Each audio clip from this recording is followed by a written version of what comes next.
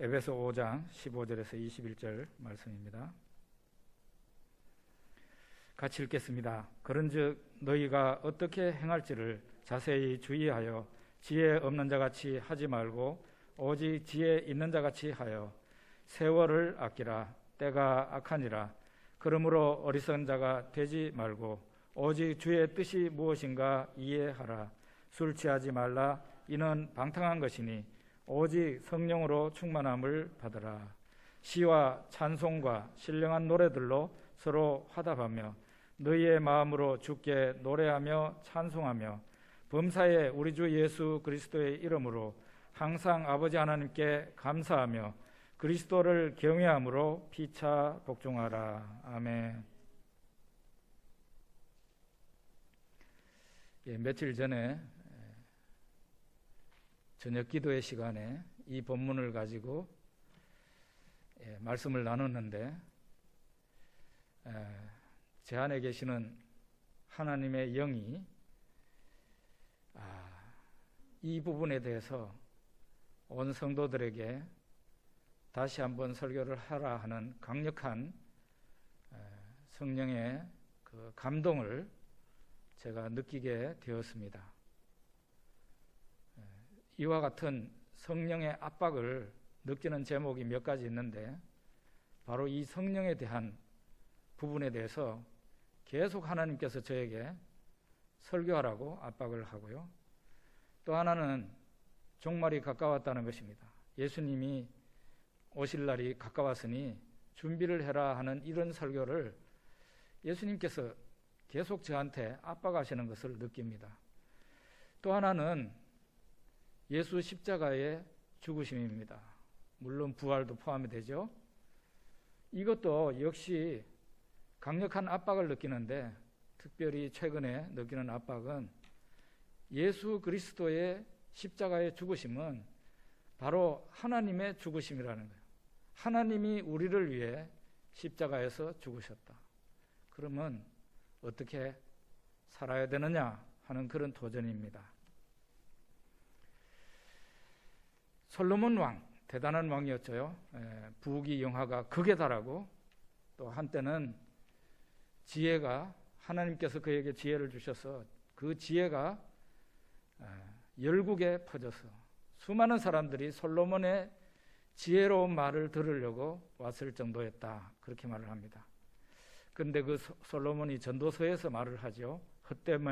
헛되고 헛되니 모든 것이 헛되도다. 이렇게 이 문장 하나에 헛되다는 말이 5번 나와 있을 정도로 솔로몬은 자기 고백을 합니다. 자기 고백. 이게 정상적인 신앙을 갖고 있는 사람의 고백입니까? 성경은 염세주의를 가르치나요? 인생 살아보면 다 헛되다는 것을 가르치는 게 성경입니까? 그렇지 않습니다. 성경을 전체적으로 보면 하나님 없이 산 인생이 바로 이렇다는 것이지 정상적인 모든 사람의 삶이 다 헛되다는 것이 아니에요. 그렇게 가르치지 않습니다.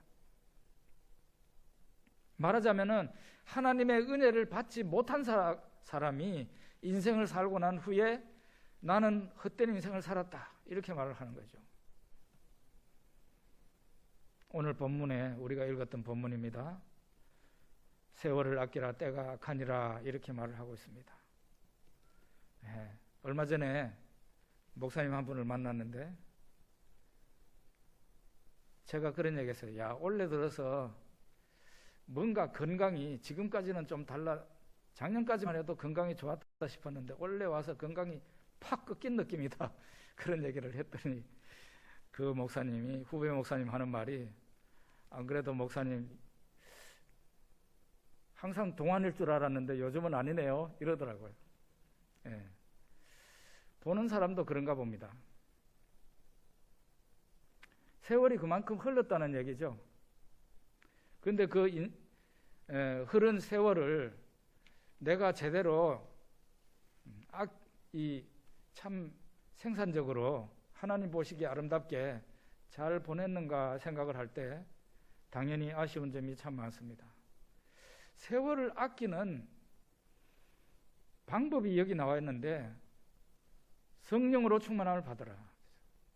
술 취하지 말라. 이는 방탕한 것이니. 술 취하는 것이 세월을 낭비하는 가장 나쁜 방법이죠. 근데 가장 생산적인, 세월을 아끼는 가장 생산적인 방법은 성령으로 충만함을 받는 것이다. 이렇게 말을 하고 있어요. 우리가 인생을 나중에 가서 하나님 앞에 가서 결산하게 될 겁니다. 그때 가면은 내 인생이 제대로 살았는지 못 살았는지 알게 돼요. 사실은 그 전에 벌써 알게 돼요. 저는 한 7년 전에 이미 경험을 했습니다만은 죽음을 딱 앞두게 되면 내가 이번 고비는 넘기지 못하고 이제는 하나님 앞에 가야 되는구나 하는 그때가 딱 오게 되면 정확한 눈으로 내 인생을 반추해 볼 수 있습니다. 죽음을 앞두고 나면요, 사람이 굉장히 정직해지고 사람의 마음이 굉장히 깨끗해지고 교만한 마음도 낮아지고 자기의 인생을 찬찬히 돌아볼 수 있어요. 그때는 내 인생을 내가 잘 살았는지 못 살았는지 벌써 스스로 알게 돼요. 하나님 앞에 가기 전에 이미 알게 돼요. 은혜 받지 못하고 사는 인생은 헛되게 인생을 보내는 겁니다. 세월을 아끼는 한 가지 방법은 성령의 충만한 은혜를 받아서 살아가는 거예요. 그 사람이 사업을 하는 사람이든 공부를 하는 사람이든 어린아이든 연세 많은 어른이든 상관없이 하나님의 성령으로 충만함을 받는 것만이, 그렇게 해서 살아가는 것만이 인생을 가장 생산적이고 세월을 아끼며 살아가는 방법이라는 것을 오늘 이 본문에서 말하고 있습니다. 그래서 성령의 은혜를 받기를 간절히 사모하고 성령의 은혜를 받아야 된다.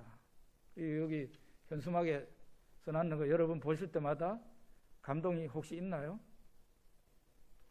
이게 다 성령의 충만한 은혜를 우리 받자고 하는 현수막이에요. 이스라엘 백성들이 출애굽을 했습니다. 광야에서 광야길을 이미 들어서니까 이미 수십 년 동안 산 것도 아닌데 대부분 며칠 지나니까 모세를 원망하기 시작했습니다. 하나님을 원망하고 모세를 원망하고, 그 만나와 메추라기를 내릴 때에도 하나님께서 이 백성의 원망함을 보셨어요. 이미 이 원망하는 소리를 모세가 듣고는 하나님 앞에 이렇게 항의성 기도를 합니다. 어찌하여 하나님께서 종을 괴롭게 하십니까? 내가 저 사람들을 낳았습니까? 어찌하여 나로 이 무거운 짐을 나 홀로 지게 하십니까? 이러면서 하나님 앞에 항의성 기도를 합니다. 그때 하나님이 응답하시죠. 너 백성의 장로와 지도자가 될 만한 사람 70명을 뽑아서 그 사람들 데리고 와서 이 회막 문 앞에 너와 함께 서라. 그러면 내가 너에게 준 영을 그 사람들에게도 부어주겠다. 그러면은 그 사람들이 너를 도울 것이다. 진짜 모세와 함께 70명의 사람이 선발이 되어서 모세와 함께 회막문 앞에 섰습니다. 하나님의 영이, 모세에게 임했던 하나님의 영이 그 70명의 사람들에게도 임했습니다. 그런데 놀라운 것은 그 70명 가운데 끼지도 않고 앞에 나오지도 않은 집에 있는 두 사람이 하나님의 영을 받고 예언을 한 거예요. 그거를 모세의 시종인 여호수아가 알고 저거 금지해야 됩니다 하고 말을 합니다. 모세한테. 그러니까 모세가 뭐라고 그럽니까? 너 나를 위해서 시기하는 거냐? 너 나를 위해서 시기해? 나는 하나님께서 모든 백성에게 이와 같은 하나님의 영을 부어주셔서 모두 선지자가 되게 하시기를 원하노라 이랬어요. 그 모세의 간절한 소원, 모든 백성이 하나님의 영을 받고 모두가 다 선지자가 되는 그 소원을 모세가 품었는데 그 소원이 이루어집니다. 하나님 아들 예수님이 이 세상에 오시고 십자가에서 죽으시고 부활하신 다음에 승천하시게 되죠. 하나님 보좌 우편에 앉으시는데 아버지 하나님께서 약속하신 성령, 그 성령을 아버지 하나님에게서 받아가지고 지상에 있는 예루살렘 성도들에게 부어주었습니다. 바로 오순절 성령 강림입니다. 이 오순절 성령 강림은 이전의 성령의 역사하심과 많이 달라요. 어떤 면에서 다른가 하면은 보편적인 역사라는 거예요. 이전에는 그냥 소수만이 성령의 은혜를 받고 선지자가 되던 시대예요. 선지자가 아무나 됩니까? 아무나 되는 게 아니고 한 시대에 많은 것도 아니에요. 몇 명밖에 없어요. 구약시대 다 그랬습니다. 말하자면 성령의 은혜가 이렇게 물방울이 떨어지듯이 똑똑똑 이렇게 떨어지는 시대였어요. 성령의 은혜가. 그런데 오순절 이후의 성령의 역사는 보편적인데 이거는 믿는 사람들이 다 받을 수 있는 은혜예요. 폭포수, 어마어마한 폭포수가 하나님의 성령의 은혜처럼 성령의 은혜로 성도에게, 믿는 사람들에게 임하는 시대가 바로 여러분과 제가 지금 살고 있는 이 시대라는 거예요. 약속이 성취된 시대. 모세의 그 간절한 소원이 이루어진 거예요. 하나님의 영이 환상 가운데 에스겔의 머리를 탁 하니까 허공에 떴습니다. 그래서 에스겔을 예루살렘 성전으로 데리고 갔습니다. 에스겔이 거기에 성전에 가서 보니까 성전 문지방, 동쪽에 있는 문지방 밑에서 물이 나오는데 물이 나와서 점점 강을 형성하고 있었어요. 에스겔이 그 성전 문지방에서 흘러나온 그 물이 이제 강이 됐는데 그 강을 처음에 건너보니 그 강물이 발목에 찼어요. 그리고 그 다음에 또 강을 건너려고 하니까 이 강이 허리에까지 물이 찼어요. 그리고 세 번째 다시 그 강을 건너려고 하니까 더 이상 건널 수 없을 만큼 강물이 차고 흘렀어요. 큰 강이 된 겁니다. 이 강 좌우편에 무수한 각종 나무들이 자라면서 꽃이 피고 열매를 맺고 있었어요. 그리고 이 강물이 바다로 흘러내려가는데 바다로 흘러내려가니까 바닷물이 새롭게 되어서 살아있는 물로 바뀌어져서 수많은 각종 물고기가 사는 것을 보았어요. 에스겔이 본 예언적 환상이죠. 이와 같은 예언이 바로 오순절 성령 강림 이후로 성령 강림 역사로 실현이 된 것이에요. 실현이 된 것이에요. 자, 우리 요엘서의 예언을 한번 읽어봅시다. 요엘서 2장 28절에서 29절입니다. 그 후에 내가 내 영을 만민에게 부어주리니 너희 자녀들이 장래일을 말할 것이며 너희 늙은이는 꿈을 꾸며 너희 젊은이는 이상을 볼 것이며 그때에 내가 또 내 영을 남종과 여종에게 부어줄 것이며. 요엘이 예언한 이 현상은 모든 사람이 모든 하나님의 백성이 보편적으로 선지자가 되는 그런 역사를 말하는 거예요. 이거 뭐 장래일을 말한다, 꿈을 꾼다, 이상을 본다, 이런 현상은 구약 성경에서 보면 선지자들에게 있는 현상이었어요. 이런 현상이 그 후에는 언제겠어요? 예수님께서 구원 역사를 이루고 난 후가 되는 거예요. 그 이후에 하나님의 아들 예수님이 이 세상에 오셔서 십자가에서 죽으시고 부활하시고 난 다음에 그분이 영광을 받으시죠. 하나님 보좌 우편에 앉으시죠. 그때 이후로 하늘의 통치가 이루어지게 된다. 그때에는 어떤 현상이 있느냐? 믿는 사람이 보편적으로 성령의 은혜를 받고 선지자가 되는 시대라는 거예요. 이때는 선지자가 안 되는 사람이 이상한 거죠.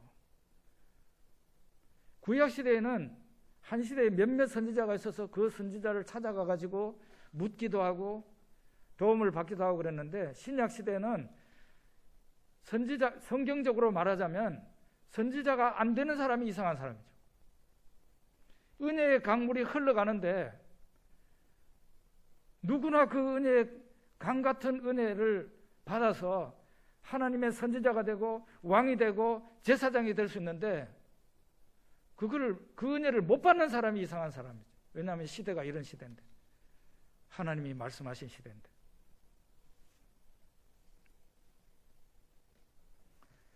예수님께서 여행하시다가 사마리아 우물가에 가셨습니다. 우물가에 사마리아 여자 한 사람이 왔습니다. 그 여인에게 물을 좀 달라 해서 물을 마시고 난 뒤에 예수님은 이 물을 마시는 자마다 다시 목마르려니와 내가 주는 물을 먹는 자는 영원히 목마르지 아니하리라 하셨어요. 내가 주는 물을 먹는 사람은 영원히 목마르지 아니하리라. 그 영원히 목마르지 않는 물을 예수님이 주신다 그랬어요. 이게 요한복음 4장에 나오는 내용인데, 요한복음 7장을 보면 그 영원히 목마르지 않는 물이 뭔지를 말하고 있어요. 예수님이 명절날 외칩니다. 누구든지 목마르거든 내게로 와서 마시라. 나를 믿는 자는 성경의 이름과 같이 그 배에서 생수의 강이 흘러나오리라. 예수님이 주신다는 영원히 목마르지 않는 물, 요한복음 7장에서는 생수로 표현을 하고 있어요. 그 생수가 양이 너무 엄청나기 때문에 생수의 강이라고 그랬어요. 그런데 이 생수의 강이 어디서 흘러온다 그랬어요? 그 사람 뱃속에서, 믿는 사람 배에서 터져 나온다 그랬어요. 놀라운 일이지 않습니까? 이 생수의 강이 바깥에서 그 사람한테로 흘러 들어가야 되는데, 일반적인 현상으로 말하자면. 그런데 예수님은 이렇게 표현했어요. 그 배에서 흘러나오리라. 예수 믿는 사람, 은혜 받은 사람의 그 뱃속에서 생수의 강이 흘러나온대요. 이거를 은혜 받아 본 사람은 다 압니다. 뭔 얘기인지. 내 속에 성령이 들어오셔서 나에게 은혜를 주시는데, 이게 막 내부에서 팽창이 돼서 내 속에 저수지에 물을 가두듯이 가두어 놓을 수가 없어요. 그 하나님의 은혜는 너무 엄청난 은혜이기 때문에 이게 뚝이 터지듯이 터지게 된다고. 그래서 이 성령의 생수가, 나에게 있던 생수가 팍 터져가지고 주변 사람들에게 적시게 되는 거예요.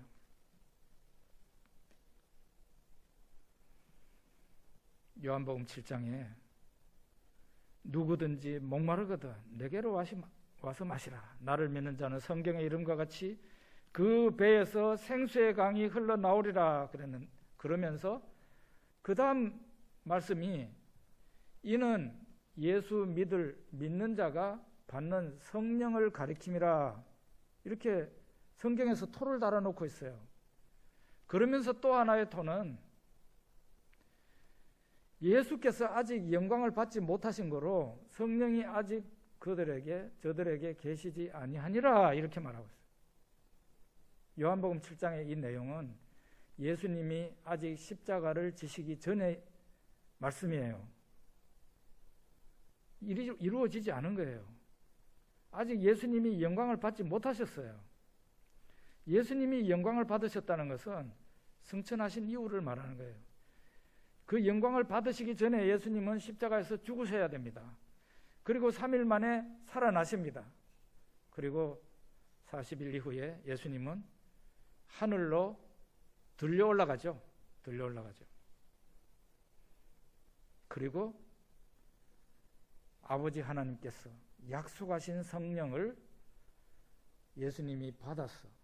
보좌에 계시는 예수님이 받으셨어. 어린 양 예수님 받으셔서 지상에 있는 교회에 부어주신 것이 바로 오순절 성령의 역사라고요.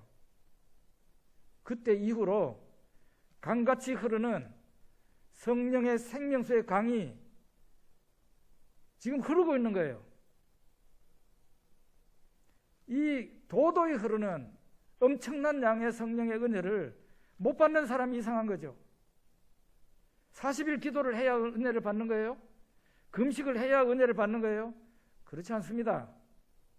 여러분들이 진실한 고백으로 하나님, 나는 그 무엇보다도 성령의 충만을 원해요. 나는 이 세상의 그 어떤 것으로도 만족할 수 없습니다.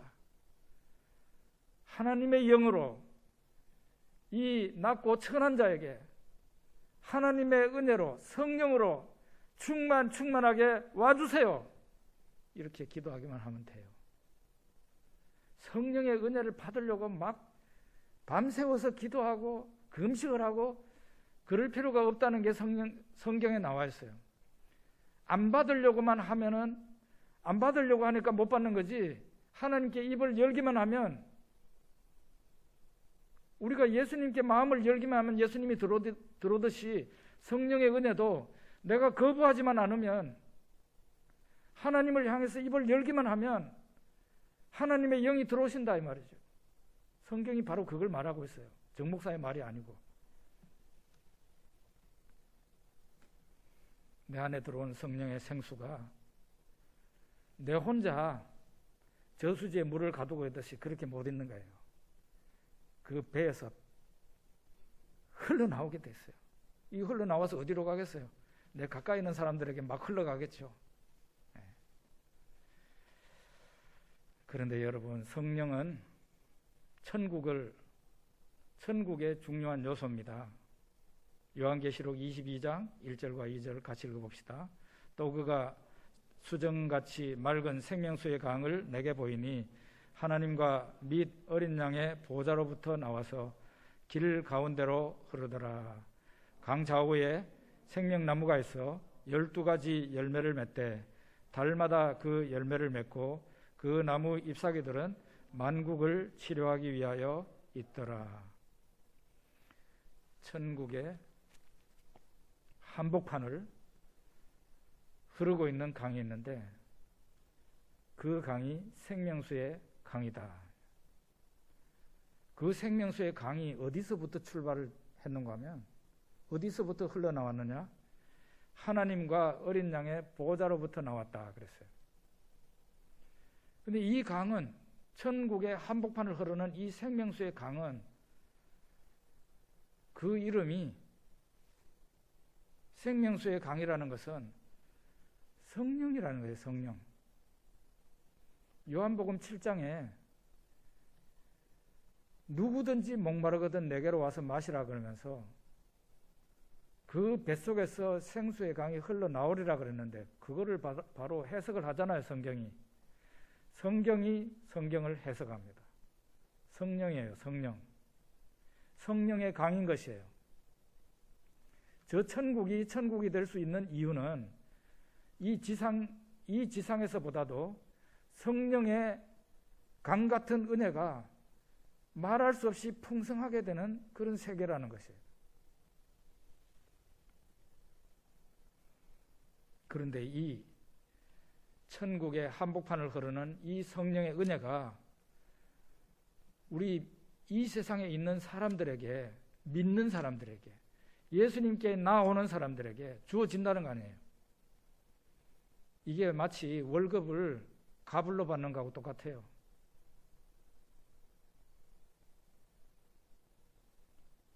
양희은 씨 아시죠? 노래 잘 부르는 사람.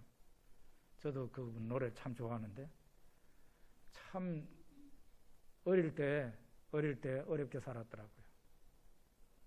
자기 아버지하고 어머니하고 이혼하고 아버지가 새엄마를 얻었는데 2년도 안 가가지고 아버지가 죽어버렸더라고요. 그 새엄마하고 양희은이하고 셋이서 그렇게 살았다. 그리고 뭐 자동으로 그냥 공부를 제대로 못하고 생활전선에 돈 벌러 나가야 되는 거죠. 자기가 제일 맞으니까. 그 노래하는 재주가 이제 있었으니까 명동에 어느 그 음악다방에 갔는데 거기에서 말하자면 오디션을 한번 보게 됐대요. 말하자면 오디션인데 그냥 앞에 나가서 무대에 나가서 노래를 한번 부른 거죠. 근데 이 사람 말에 의하면은 그냥 동료 수준의 노래를 불렀더라고요. 자기가 아는 노래도 별로 없고 그래서. 근데 그 노래를 부르고 난 뒤에 사장이 내일부터 와서 노래를 불러라 이러더래요. 그 말을 듣고 바로 아직 일도 시작을 안 한 사람이 양희은 씨가 그 사장님한테 사장님 저 월급 한 달치 먼저 주실 수 없습니까? 이랬다는 거예요. 아직 일도 시작을 안 한 사람. 그랬더니 멈칫해가지고 놀래면서 이렇게 한참 있더니 그러지 하고 말을 하더랍니다. 성령의 이 땅에서 우리가 받는 성령의 은혜는요, 값을 받은 겁니다. 값을. 원래 천국에 있는 은혜예요. 천국의 한복판을 흐르는 생명수의 강이 이 땅에 있는 우리들에게 미리 오는 거라고요. 미리. 에베소서 1장에서는 성령을 보증이라 그랬어요. 성령의 보증이라 그랬어요. 우리가 집을 살 때 보증금을 먼저 걸잖아요. 계약금이에요. 일종의 계약금. 하나님께서 우리들에게 먼저 계약금을 주신 거예요. 지금 우리가 살고 있는 곳은 천국이 아니고 이 땅입니다. 그런데 하나님께서 천국에 들어올 백성들에게 미리 천국의 맛을 단단히 보게 하시는 거라고요. 그게 바로 성령의 은혜예요. 성령은 천국의 가장 중요한 요소입니다. 성령은 천국의 가장 중요한 요소예요. 그러니까 천국 한복판을 흐르는 거죠. 그 성령의 은혜가 내 안에 들어오게 되면 나는 이 땅에 지금 살고 있지만 천국의 생각을 하고 천국의 기쁨을 누리고 천국의 인격을 갖고 천국적인 삶을 살게 되는 거예요. 그게 바로 사도 베드로가 예수님께서 물 위로 걸어오라 하니까 물 위로 걸어간 거하고 똑같아요.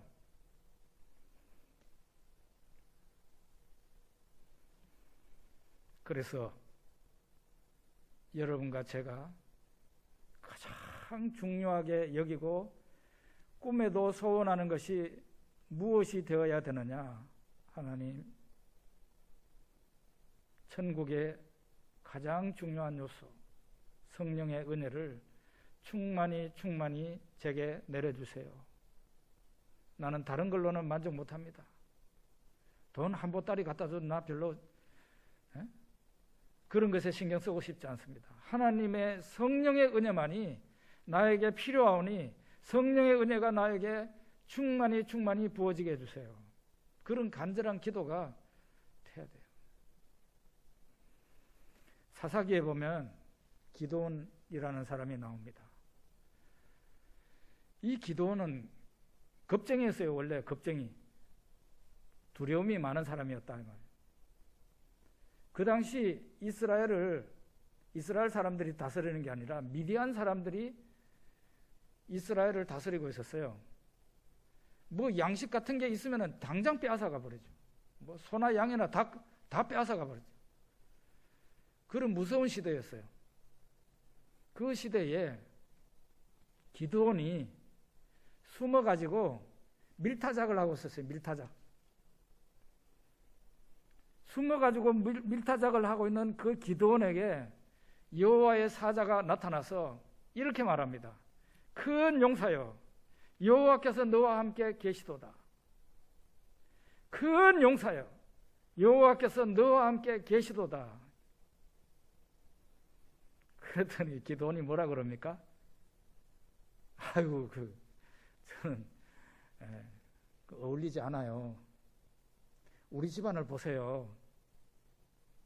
훌륭한 집안도 아니고 우리 집안 가운데 제일 작고 천한 사람이 바로 접니다. 그랬는데 그 말을 들을 때까지만 해도 기드온은 큰 용사가 아니었어요. 겁 많은 일반적인 사람이었어요. 그런데 미디안이 다시 이스라엘을 침공해 들어옵니다. 군사 수가 얼마나 많은지 바다에 모래와 같고 중다한 메뚜기 떼와 같았다. 그렇게 성경에 나와 있어요. 기드온이 보니까 그랬어요. 그 많은 숫자를 헤아릴 수 없이 많은 그 적군을 상대로 싸워야 될 사람은 누구냐? 기드온인 거죠. 기드온. 예? 하나님의 영이 기드온에게 임했습니다. 중요한 과업을 앞두고 있는 기드온에게 하나님이 그 일을 할 수 있도록 강력한 하나님의 영을 그에게 주었어요. 강력한 성령의 은혜가 그에게 임한 거예요. 그러니까 기드온이 나팔을 불고 지도자가 됩니다. 진짜 어떻게 됐죠? 큰 용사가 됐잖아요. 기드온을 큰 용사로 만들어주는 것은 무엇입니까? 그에게 임한 하나님의 영이다 이 말이에요. 그에게 임한 하나님의 영이에요. 하나님의 영이 임하면 사람이 강한 사람이 돼요. 아무도 그 사람을 함부로 할 수 없어요. 저도 지금까지 신앙생활을 하면서 교회 안에서 교회 밖에서 은혜 받는 사람들을 많이 봤습니다. 성령의 은혜를 받는 사람들을 많이 봤다고요. 근데 어떤 사람들은 자매인데 굉장히 소심한 자매예요. 앞에 나서기를 싫어하고 자꾸 뒤로 빼고 뭐 좀 맡겨볼라 해도 안 한다 그러고 그런 사람이 무슨 일을 할 수 있겠어요? 그런데요, 그런 사람들이 은혜 받는 걸 저는 봤습니다. 하나님의 성령이 그렇게 소심하고 약해 빠진 자매에게 임하는데 며칠 새에, 며칠 안에 사람이 180도 탈바꿈해요. 그 자매 심령이 탱크보다 더 강하게 되더라고요. 저런 자매 안에는 남자 100명이 달라들어도 당해낼 수 없는 어마어마한 힘이 있다는 것을 그냥 보는 거예요. 굉장히 파워가 있는 자매로 바뀌어지고 그렇게 하는 것을 저는 많이 봤습니다. 은혜 받는다는 게 이런 거예요. 왜 은혜 받으라고 하는 겁니까? 내 심령이 하나님의 은혜로 아주 강력한 사람이 되는 거예요. 그러면 그걸로 끝난 거예요. 인생은 살아보나 안 살아보나 그 인생은 승리하는 인생입니다. 예?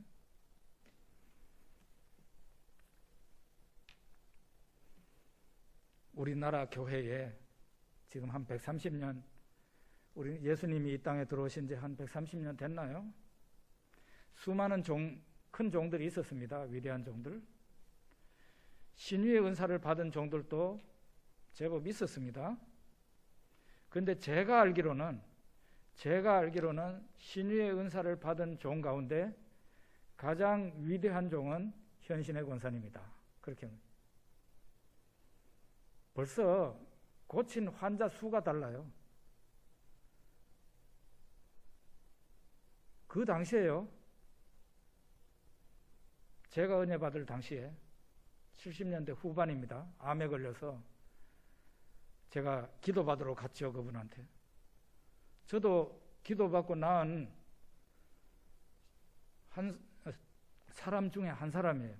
간증도 한번 못 해봤어요. 왜냐하면 간증할 사람이 하도 많아가지고 저는 밀린 거예요. 앞에 나와서 간증할 사람이 너무 많아. 말하자면 암에서 고침을 받고 불치의 병에서 고침받은 사람이 너무 많아서 순서에 밀려요. 그 당시에 주간 경향인지 뭔지 하여간 주간지인데 현 권사님의 기사가요 몇 페이지에 걸쳐서 났어요. 뭐라고 보도했는가 하면 나은 암 환자만 해도 수십만 명을 헤아린다. 그렇게 나와 있어요. 실제예요, 실제. 저는 거기에 현장에 있었던 사람이에요. 어떻게 해가지고 이 현신의 권사님이 능력의 종이 됐을까? 성령의 능력이, 성령의 은혜가 그 사람에게 임한 거예요. 원래 이분은 이북에서 내려오신 분입니다. 남편과 함께 이북에서 월남하신 분이에요. 월남하고 난 뒤에 남편이 일찍이 돌아가셨답니다. 아들이 하나 있는데 그 아들을 하고 남편이 돌아가시면서 유언을 하기를 너는 재혼을 하지 말고 이 아들 잘 키우고 살아라 이렇게 부탁을 했는가 봐요. 그러니까 이분이 그러겠다고 약속을 하고 그렇게 사신 거예요. 생활이 얼마나 어려웠겠습니까? 6.25 사변 후니까 다들 어려울 때인데 이분이 아들 하나와 살기 위해서 방티 장사를 할 때 방티 장사 머리에 뭐 비누고 치약이고 뭐 이런 거 막 생활 잡화 넣어가지고 이고 다니면서 이 동네 저 동네 다니면서 장사해서 먹고 산 사람이에요. 그렇게 해서 하루를 피곤하게 돌아다니고 저녁이 되면 집에 들어와서 받은 돈이 있을 거 아닙니까? 그러면은 그 돈을 꺼내놓고 먼저 수입의 11조를 먼저 떼냈대요. 거기에서. 그렇게 해가지고 한 달 동안 모으면은 하나님 앞에 예배 드릴 때 교회에서 11조 하고. 그리고 이분이 또 하나는 주일 성수를 철저하게 했다는 거죠. 하나님 앞에 주일날 나가서 예배 드리는 데 대해서는 주일날은 절대 일도 안 하고 일 절대로 안 하고 혼자서 일하던 그 일도 중지를 하고 예배 드리는 데 집중을 하고 두 가지예요. 11조 생활 철저히 하고 또 하나는 주일 성수 철저히 하고 그렇게 해서 집사로서 하나님 앞에 충성하며 믿음 생활을 하던 중에 이상한 일이 일어났다는 거예요. 그때는 집사였는데 목사님이 신방할 때 현 집사님 오늘 신방 갈 때가 있는데 같이 가시지요 이런데 이분이 굉장히 부끄러움이 많은 분이고 그래서 목사님한테 목사님 신방 갈 수는 있는데요 가서 저한테 제발 기도는 좀 시키지 말아주세요 이렇게 부탁을 했는데 기도는 좀 시키지 말아달라고 그래가지고 목사님을 따라서 가면 반드시 그 집에 난리가 나 있대요. 아파서 다 죽어가는 사람이 있대. 그러면은 목사님이 예배를 드리면서 현지사님 기도 좀 해주세요 이런다는 거예요. 그럼 그 아파서 다 죽어가는 사람 보고 기도 안 할 거예요? 기도를 하면은 한 번의 기도에 끝나는 거예요. 그분이 병이 어떤 병이든 간에 한 번에 끝난 거지요. 그러니까 얼마나 놀랬겠어요. 이런 일이 생기니까 이분은 원래 드러나게 신앙생활하고 막 활동적인 사람이 아니라서 나중에는 집문을 닫아 걸고 그냥 바깥 출입을 안 했답니다. 왜냐하면 바깥에 나가면 자꾸 사람들이 기도해달라고 이러니까 자기가 안 그러려고 조용히 신앙생활 하려고 집 문을 닫아놓고 바깥 출입을 안 했대요. 그러니까 막 밤중에도 사람들이 와서 문을 두드리면서 여기 사람 다 죽어가는 사람이 있으니까 기도 좀 해달라고. 그러면 그 어떻게 문을 안 열겠어요? 문을 열고 그 사람 만나서 기도하면 덜컥덜컥 낫는 거예요. 특별히 형원사님은 암 환자를 많이 고쳤어요, 기도로. 암 환자 전문 신유의 종이다 할 정도로. 그 암 환자들이 초기 암 환자들이 아니에요. 전부 다 말기라서 병원에서 이 병원 저 병원에서 다 퇴짜를 맞은 사람들이 기도로 나은 거예요. 저는 어떤 사람입니까? 저 역시 암으로 살기 위해서 절단을 했던 사람인데, 이 절단한 이 다리 위에 또 암이 재발돼서 더 이상 병원에서 어떻게 할 수 없는 상황에서 그 집회를 갔습니다. 저는 간지 3일 만에 은혜를 받았어요. 예수가 누군지 몰라요. 하나님이 누군지 몰라요. 이전에 뭐 믿어봤어야 알지. 생짜배기예요, 생짜배기. 기도를 어떻게 하는지도 몰라. 그런 사람인 저에게 머리에 손을 얹고 기도를 했습니다. 놀라운 역사가 일어났어요. 이게 바로 은사라는 겁니다. 기도받는 그 사람이 믿음이 없는 사람인데 그 큰 은사를 받은 종이 기도를 하니까 그 믿음도 없는 사람한테도 능력이 나타난다니까요. 저는 하나님의 능력을 믿음이 한 개도 없을 때 먼저 체험한 사람이에요. 믿음이 한 개도 없는 사람인데 제가 하나님의 능력이 먼저 제 몸에 나타난 거죠. 여기 보십시오. 뭐 우리 한 예를 들었습니다만은 사람이 이렇게 달라질 수 있어요. 하나님의 은혜라는 게 뭐 시답지 않게 보입니까? 아이고, 하나님의 은혜는요, 은혜 받을 사람 그러면 제일 먼저 쫓아나가서 받아야 될 은혜가 하나님의 성령의 은혜예요. 다른 것은 다른 사람이 먼저 가도 가능하지만 하나님의 은혜를 받는 데에는, 성령의 은혜를 받는다는 건 제일 먼저 달려나가서 받아야 될 은혜가 이 성령의 은혜다. 성령의 은혜가 사람에게 임하면은 사람의 안과 밖이 놀랄 만큼 변모가 돼요. 어떤 일이 일어납니까? 우리 아까 읽었지만 한번 읽어봅시다. 에베소서 5장 18절에서 21절입니다. 술 취하지 말라. 이는 방탕한 것이니 오직 성령으로 충만함을 받으라. 시와 찬송과 신령한 노래들로 서로 화답하며 너희의 마음으로 주께 노래하며 찬송하며 범사에 우리 주 예수 그리스도의 이름으로 항상 아버지 하나님께 감사하며 그리스도를 경외함으로 피차 복종하라. 아까도 말씀드린 것처럼 성령의 은혜는, 우리가 지금 여기에서 성령의 은혜를 받는다는 것은 천국이 미리 나에게 당겨서 들어오는 거다는 거예요. 천국의 보증금이 내한테 들어오는 거예요. 천국이 가불되어서 내한테 온 거예요. 미래에 있을 일이 땡겨져서 내한테 오는 것이 바로 성령의 은혜예요. 성령의 은혜가, 성령의 충만함이 내한테 오게 되면 세 가지 현상이 생기는데, 첫째로 하늘의 노래가 내한테서 술술 나와. 예? 시와 찬송과 신령한 노래들로 서로 화답하며 이랬잖아요. 신령한 노래, 영적인 노래, 하늘의 노래가 내한테서 막 나오는 거예요. 내가 불러야지 이래가지고 나오는 게 아니고 나도 모르는 사이에 막 나와. 이게 은혜 받은 사람의 특징이에요. 두 번째는 하늘의 언어가, 하늘의 말이 내한테서 흘러나옵니다. 범사에 우리 주 예수 그리스도 이름으로 항상 아버지 하나님께 감사하며, 이 감사는 은혜 받은 사람이 아니면은 하기가 힘들어요. 이 세상이 얼마나 고달픕니까? 감사가 나와요? 못 나와요.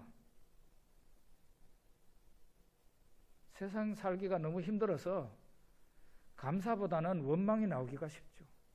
이 감사는 하나님께 은혜 받은 사람만이 할 수 있다고요. 그런데 성령의 은혜가 우리 안에 들어오게 되면 이 천국의 언어가 우리에게서 술술 나오는 거예요. 누가 내한테 감사하십시오 해가지고 감사하는 게 아니고 그냥 저 마음속 내부에서부터 감사합니다, 감사합니다 이렇게 되는 거예요. 범사에 그랬잖아요. 내한테 어렵고 힘든 일이 생겼더라도 억울한 일이 생겼더라도 감사가 나오는 거예요. 천국의 언어가 내 속에서 나오는 거죠. 세 번째는 하늘의 인격과 행동이 나옵니다. 그리스도를 경외함으로 피차 복종하라. 이게 세상에서 가능한 일입니까? 세상에서는 가능하지 않아요. 피차 복종한다는 게 가능해요? 예수를 닮읍시다 하면서 백날 외쳐도 이게 잘 안 되는 이유는 사람마다 자존심이 있고 이 자존심이 깨지면 목숨 걸고 달라드는 게 사람이잖아요. 부부간에 어려운 일이 생기는데 대체로 어떤 일로 어려움이 생깁니까?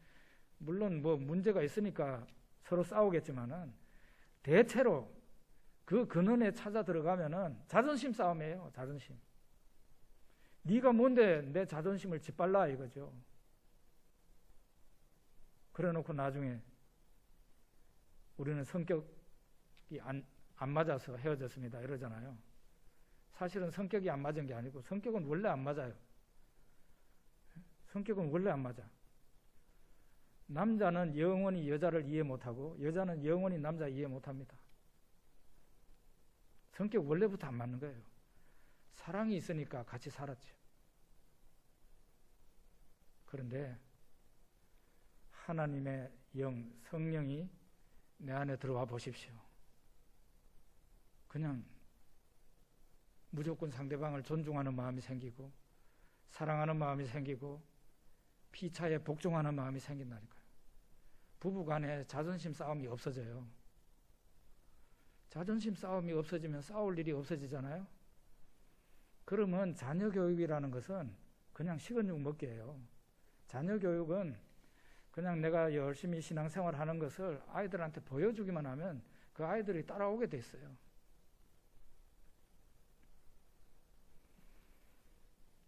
내 안에서 천국 하늘나라의 노래가 나오고 내 속에서 천국의 언어가 나오고 흘러나오고 내 속에서 천국의 인격과 행동이 나오니 가장 복받은 곳이 어디겠어요?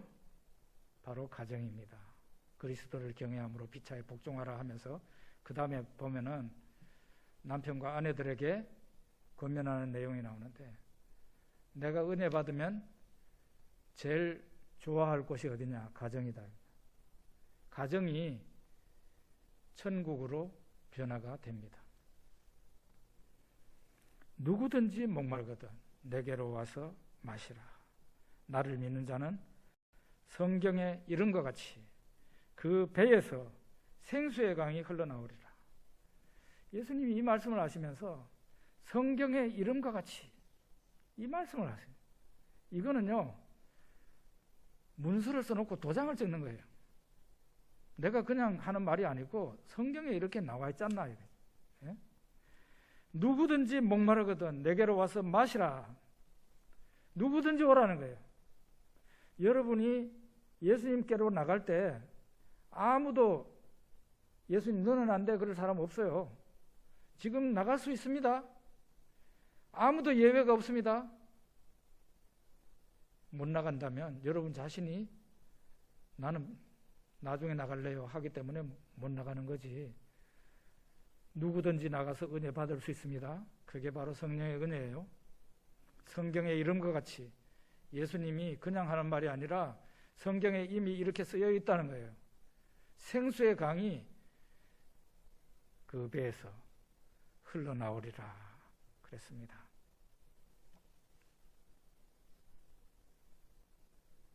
제가 만약에 성령으로 충만한 목회자가 된다면, 그렇게 산다면 저는 목회 성공한 사람입니다. 우리 성안교회가 숫자가 많으나 적으나 우리 구성원들이 성도 한 사람 한 사람이 이 요한복음 7장에 나오는 이 성령의 충만함을 받아서 그 배에서 생수의 강이 흘러나온다면, 성도 한 사람 한 사람이 그렇게 된다면 이 교회는 더 이상 볼 것도 없이 훌륭한 교회입니다. 성령의 생수가 막 이 사람한테서 나오지 저 사람한테서 나오지, 이 교회에 들어오면은 아무리 마음이 단단하고 완고한 사람도 마음이 열리게 되잖아요. 그러면은 그 교회는 아주 훌륭한 교회고, 이런 교회가 된다면 저는 목회를 성공한 사람이에요.